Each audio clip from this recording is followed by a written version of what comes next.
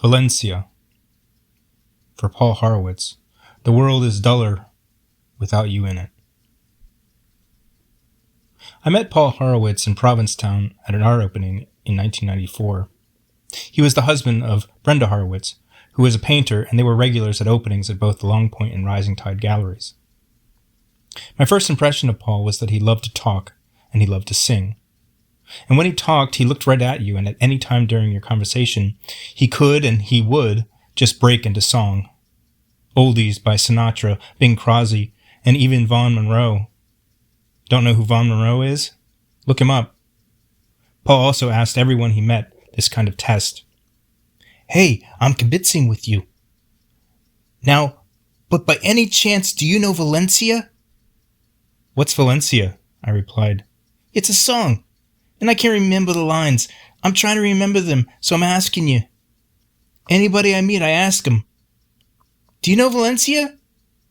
And nobody knows it? Nope. It goes something like this. Valencia, dee dee dee dee dee dee dee dee dee. Paul loved to ask questions, and basically, he was always trying to find out what you liked and what was going on in your life. He asked me, hey, what do you like for sports? I said, tennis, and he lit up. Oh, are you a ball player? I said, yeah, I guess you could say that. Then he said, give me your number, and I'll call you tomorrow so we can play. You'll pick me up. When I talked to Paul, I was always looking down at him. Only because he was a very short person, and probably only a little bit taller than Danny DeVito, but not much. And he had this way of speaking that was somewhat New York, somewhat Jewish sing-song, and it was both friendly and welcoming. And his wife, Brenda, was also equally welcoming. She had her own hardened way about her, but she also talked through her throat. Maybe she used to be a smoker? Paul was a teacher and an assistant principal at a school in New York, and I'm sure he was wonderful with his students there. Whenever he talked, he always had this way of talking like he was just singing. He was smiling, and he'd make you smile. And I'm sure most of his students and fellow workers smiled too. Although I don't know if they all understood him, and I don't know, sometimes other people at the opening when I met him that night, a lot of the people there talked behind his back, saying that he was just an assistant principal. And said, you know, he tells you he's a principal, but he's not the head principal.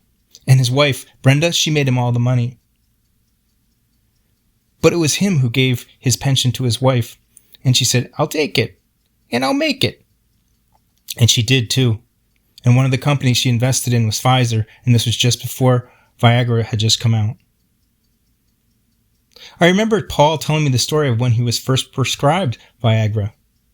I went to the doc and said, hey, I got problems. And he wrote me a script, and then I came to the Cape, or it may have been New York, I don't know, I'm not sure, but all I know is I took one pill, and then I went to play tennis. And no way, Andrew, you wouldn't believe it. I played the best tennis of my life. I couldn't miss a ball. It was like incredible, and I had a boner the whole time. I didn't hide it. I just let it be because I was having the time of my life, hitting everything perfectly right in the middle of strings, which never happens. You know that feeling sometimes when you get there? Well, yeah, I do. You know that feeling? Well, I'll tell you. When I finished, everyone was in awe. And I left and I came home and I was yelling, hey, Brenda! Where's Brenda? Brenda! Stuff is like a miracle. Best I've ever been.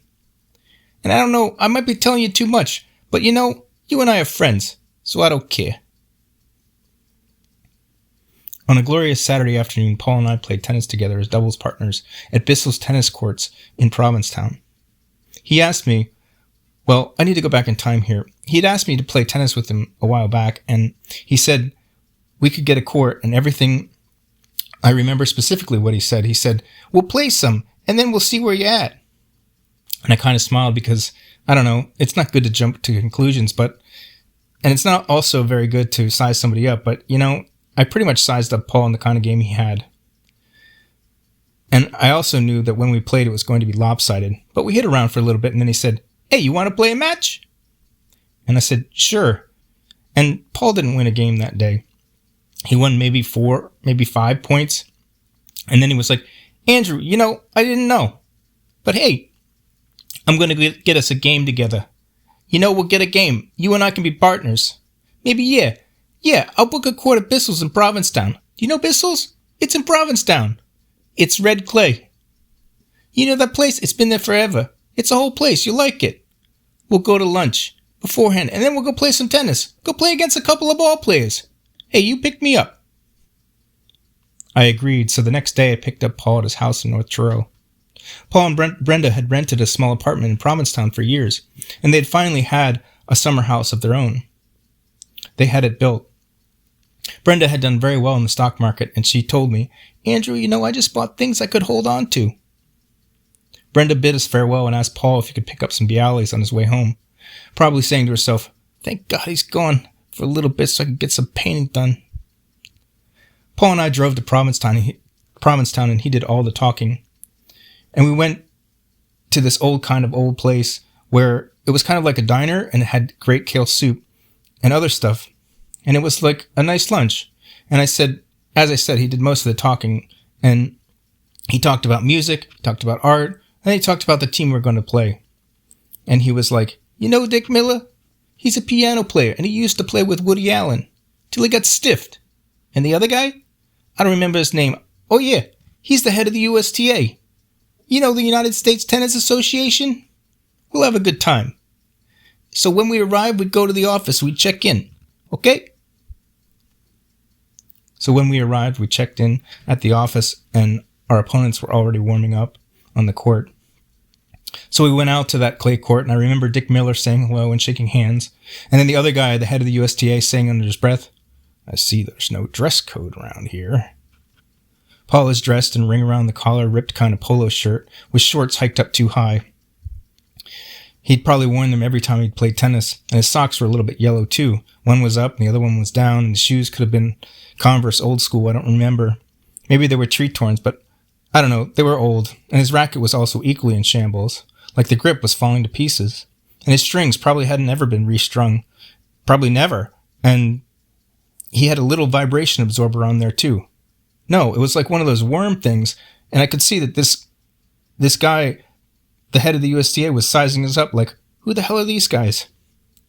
So we warmed up, and I warmed up with Dick Miller, and he warmed up with the president of the USTA, and I don't think I came over a ball, meaning I didn't hit any topspin at all, and then we started into the match, and I think Dick Miller served first, and Paul told me as we went back to the baseline, remember, Andrew, he's a ball player.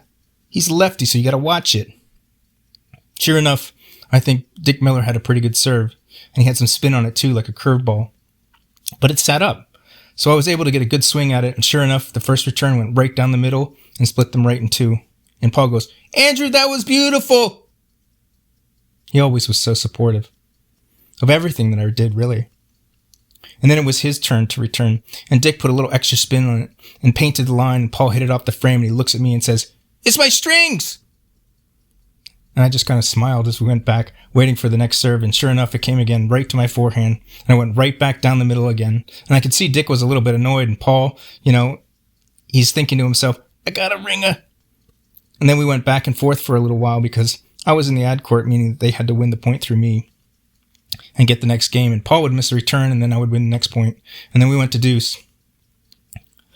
If you know tennis at all, deuce is when you need to win the next 2 points to win the game.